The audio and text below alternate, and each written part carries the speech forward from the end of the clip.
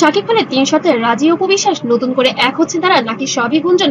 আসসালামু আলাইকুম দর্শকবৃন্দ, আজকের ভিডিওতে আমরা আলোচনা করব ঢাকায় চলচ্চিত্রে বহুল আলোচিত দুই তারকা শাকিব খান এবং অপু বিশ্বাসকে নিয়ে। সম্প্রতি সময়ে সামাজিক যোগাযোগ মাধ্যমে একটি খবর ব্যাপকভাবে ছড়িয়ে পড়েছে, যেখানে দাবি করা হচ্ছে শাকিব খানের ৩টি শর্তে।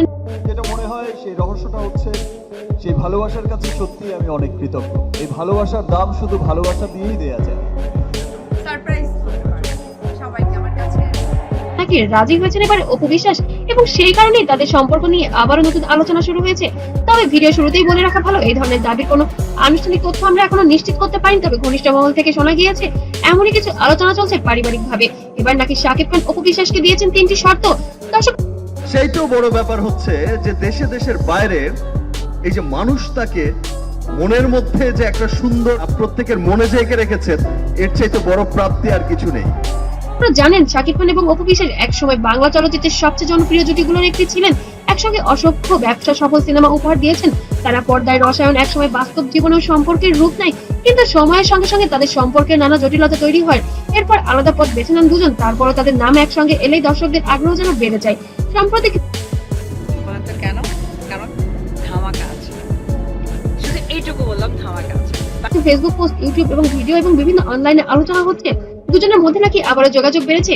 সেখান থেকে জন্ম নিয়েছে নতুন জল্পনা গুঞ্জন। যে ৩টি শর্তে নাকি বলা হচ্ছে সেগুলো নিয়ে অনেক আলোচনা হচ্ছে। প্রথমত, ব্যক্তিগত বিষয়কে জনসম্মুখে আর আনার বিষয়টি করা যাবে না। অপু বিশ্বাসকে একদম স্ট্রিক্টলি বলে দিয়েছেন এবার শাকিব খান, পারিবারিক বিষয়গুলো কখনোই আর সোশ্যাল মিডিয়ায় বলা যাবে না। আমি বাইরে শো করতে গিয়েছি, সেখানে ফোন করে খবর নিচ্ছে, হ্যালো পাপ্পা আমার জন্য এটা এনো এটা এনো, আমরা এখানে যাব। পার্সোনাল লাইফের বিষয়টা যেটা বললেন আপনি, না, অনেকের মধ্যে অতীতে ব্যক্তিগত বিষয় নিয়ে প্রকাশ্যে আলোচনা হওয়ার কারণেই সম্পর্কে আরো জটিলতা হয়েছিল। তাই নতুন করে কোনো সম্পর্ক করতে গেলে ব্যক্তিগত বিষয় গোপন রাখার বিষয়টি গুরুত্বপূর্ণ দিয়েছেন এবার শাকিব খান। আর দ্বিতীয় শর্ত ছিল সন্তানের ভবিষ্যৎকে সর্বোচ্চ গুরুত্ব দিতে হবে এবং ক্যারিয়ারের দিকে কম ফোকাস করতে হবে। সন্তানের ভবিষ্যতের জন্য যে কোনো সিদ্ধান্ত তৎক্ষণাৎ নিতে হবে।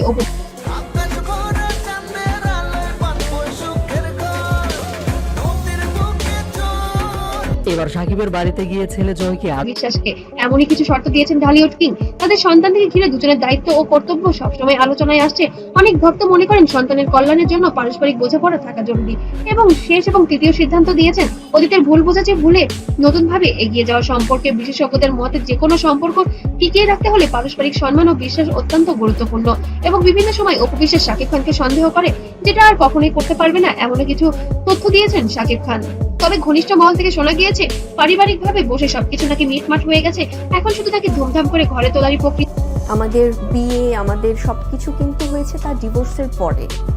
হ্যাঁ, তো আমি সেখানে ওভাবে মেনশন করেছিলাম যে তার 2017-এর আগে আমরা যখন কাজ করছি একসাথে, বসগিরি করছি, শুটার করেছি চলছে।